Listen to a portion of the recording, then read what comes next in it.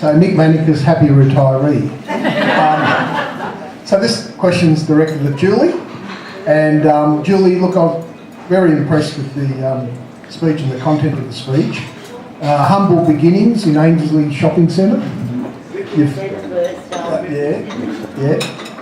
Evolved. Please stand up so that you are in video, you can't Okay. Evolved to where you are today, and you catalogued a whole heap of programs and services, but you also told us that out of the 200 odd postcodes, there's 66 from Canberra, and there's 6,500 or something clients.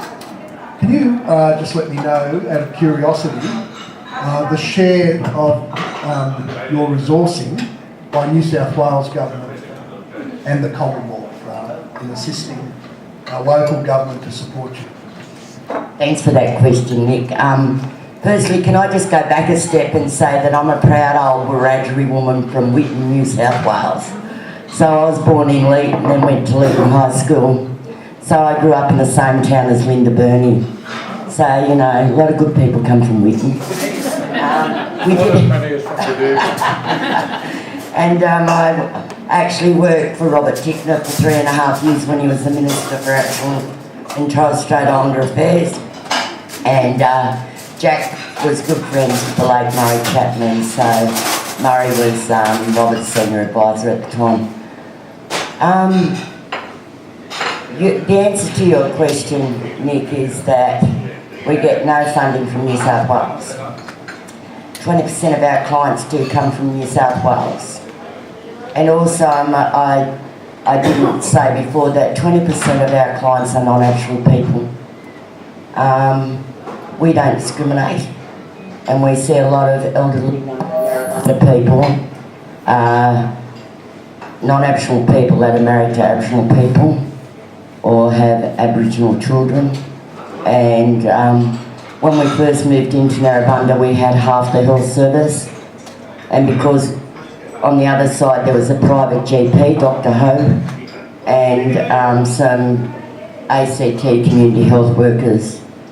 When the Commonwealth gave us a grant for 1.3 million after John Stanhope and Simon Corbell gave us the whole building, and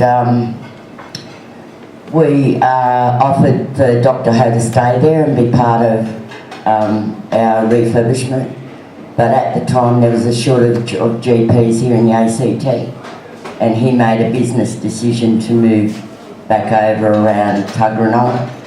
So we picked up a lot of his clients, the elderly, and there's nothing greater for me than to see a 90-year-old and an 88-year-old non-Aboriginal husband and wife walking down the corridors of our service in Narrabundah. That speaks a million words for me. The breakup of funding. The majority of our funding comes from the Commonwealth. So we get around 5 million from the Commonwealth, 2 million from the ACT, and then, you know, we're able to generate Medicare income. Our total budget's around $9 million. I employ 68 staff, and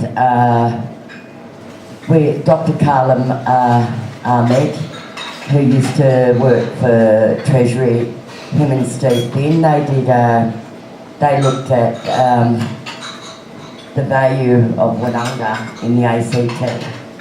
For the $9 million we get, if we spent that purely on health, and we know we don't because we do child protection and everything else, we would provide a $40 million benefit to the ACT. So, you know, that's huge, and I think that we've always had a great relationship with the Commonwealth. I'm a NACCHO director, and I've been a NACCHO director for almost 20 years, the same amount of time that I've been at Wodonga. So I think, you know, like, there's a lot more to be done, and we don't even have a counselling room in our service. So it's pretty tough there some days when we're all trying to, you know, move around offices to make room for the clinicians or whoever's coming in on a particular day. So You know, unlike others where there's big purpose-built facilities, we have to share offices, and you know, we need a purpose-built health centre. But I'm getting right off track, sorry Nick. Well, can I just have a supplementary? Where I was going with that is that you do a lot of great work, you know, and I don't feel it's been well supported. Maybe by the Commonwealth, but the point is that if you're getting 20% of your clients from New South Wales, there needs to be some advocacy to try to get some of the support from that government as well for the great work that you're doing. And I know there's a commitment for a new building, and that'll be that's you know, long overdue, well overdue, and that's coming up in the next little while.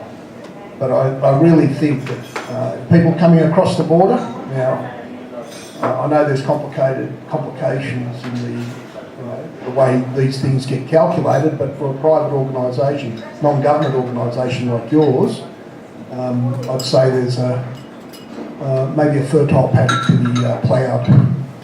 Can I say that I've seen a lot of CEOs and Director Generals of ACT Health come and go over the years. I've raised that very issue with all of them around cross-border issues, funding, and it's never ever been addressed. So I'm not sure whether that was part of the package with the hospital or whatever.